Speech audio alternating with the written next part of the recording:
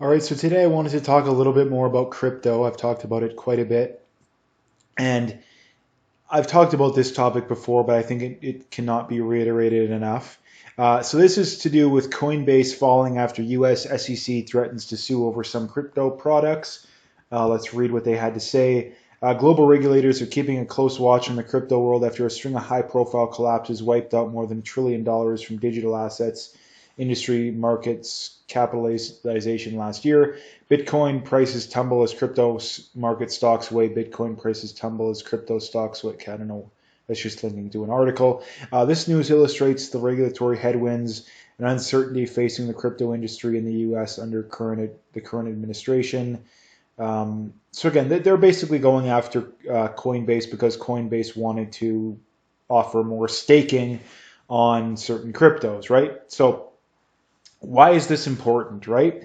This is important because the government is going to regulate crypto, right? I mean, they already have to a large degree, right? That's something that a lot of people don't seem to understand when they bring this up, is that they already have regulated to quite a degree. But the other important thing is future regulation is going to go after proof of stake coins and the Coinbases of the world, right? And why is that important? Notice I didn't say proof of work coins. And on top of that, also any coin that has a corporation behind it or a CEO or any identifiable figures, the government will regulate it. It already has happened to a degree, but it's going to happen even more, right? So this is something that a lot of people don't want to hear. But again, I'm always going to be honest. I'm not going to not say something just because I don't think it's what a lot of people don't want to hear, right? So again, what is the big take-home points from this? 99.9% of cryptos, this is going to negatively affect. Which are the ones that aren't going to be negatively affected? The ones that, I mean, everyone will be negatively affected to a degree because there's a lot of people that lump crypto all being the same thing, which is like saying stocks are all the same thing. But there's a lot of people that do that. And in fact, probably 90% of the population does that. And that includes even people in the finance industry, right? The problem is they're not, right? They're vastly different, right? Ethereum and Bitcoin are basically polar opposites, right? Basically polar opposites, right?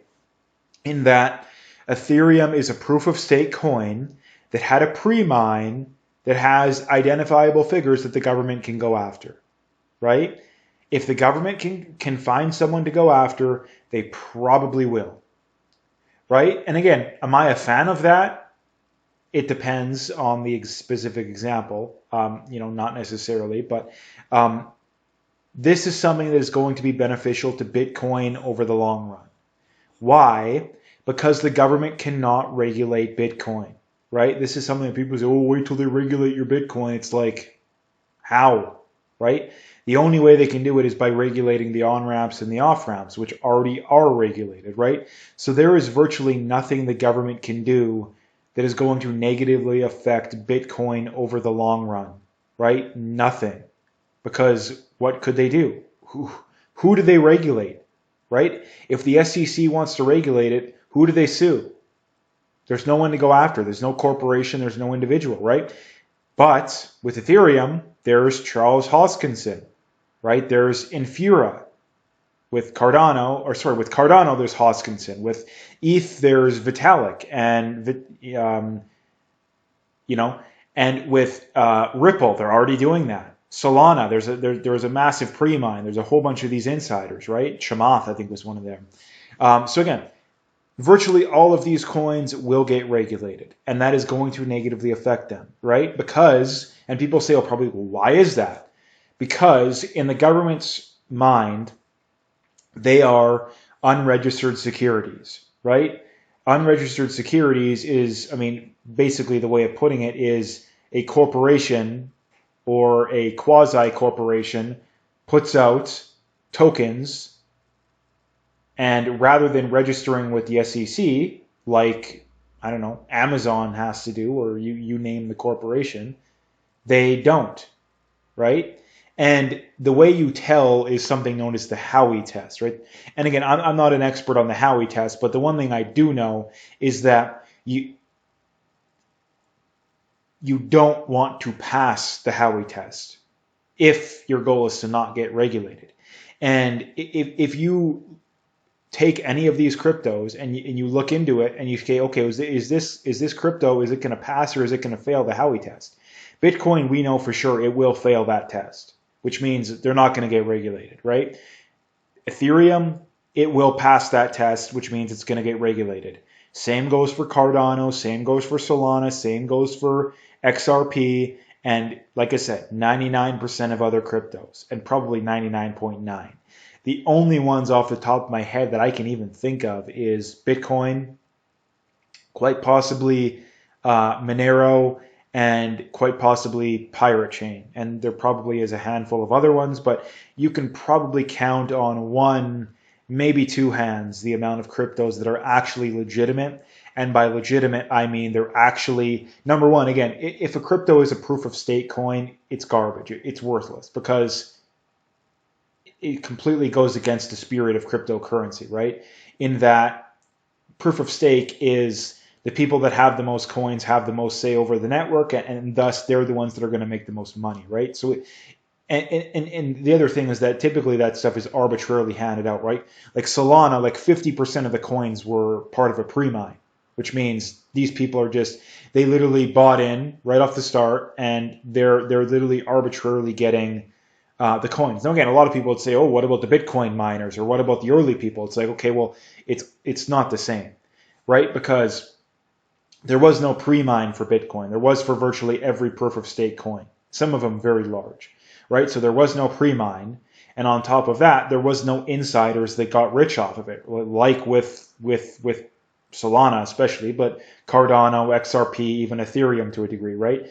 And again, I'm not against, like, in a perfect world, I don't think I would be against this.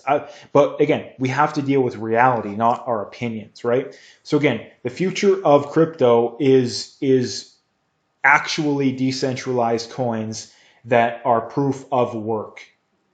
And again, the amount of coins that fall into those categories, you can count on one hand, maybe two hands, right?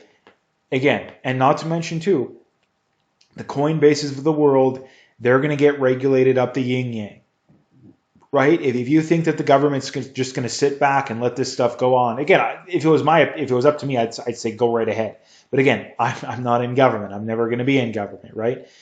So that's something that people have to understand, right? That's something that people really need to understand.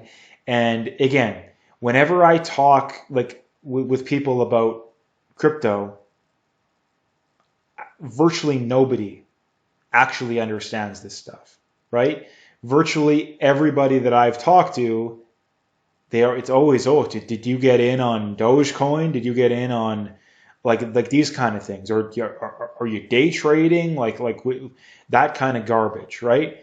That is not the way you be successful in the long run, right? That's not the way, because again, if someone had a clear, coherent way to be successful doing that worked over the long run, they would probably be a billionaire because they would show other people how to do it and they would make crazy amounts of money, right? That's why I don't day trade.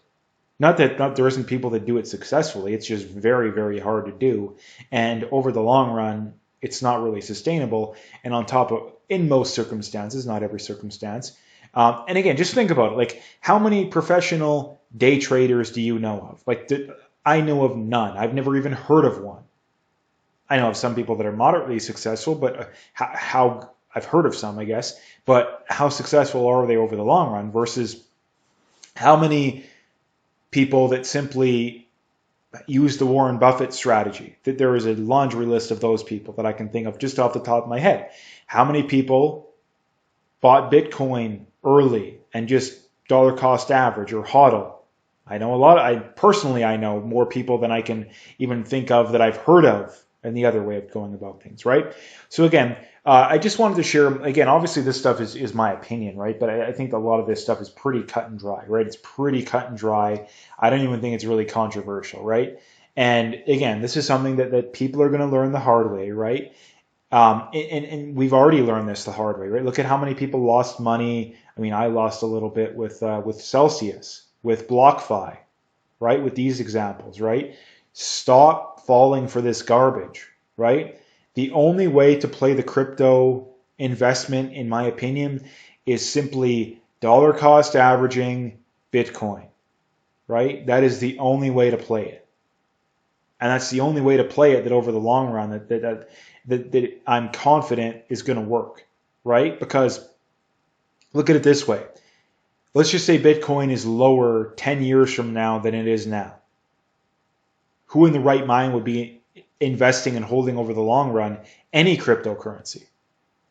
Right? Like no one would be sane enough to, Bitcoin, let's say I can guarantee you Bitcoin's going to be lower 10 years from now than it is now. No one in the right mind is going to, I'm going to hodl ETH, right? No one in the right mind would do that, right? So that's the thing. But again, if Bitcoin is 10 times higher, God only knows where some of these other coins are going to be. I mean, look at the top 10 coins 5 years ago, 10 years ago. Most of them come and go, right?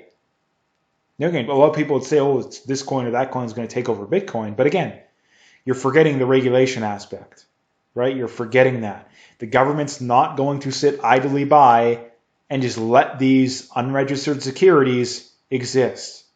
It's just not going to happen, right? And eventually, people are going to realize that. Enough people are going to realize that. And enough people are going to realize that Bitcoin's not going to get regulated, in which case that's going to cause it to go up even more. So anyway, that's what I wanted to talk about today. If you liked the video, hit that like and subscribe and stay tuned for more.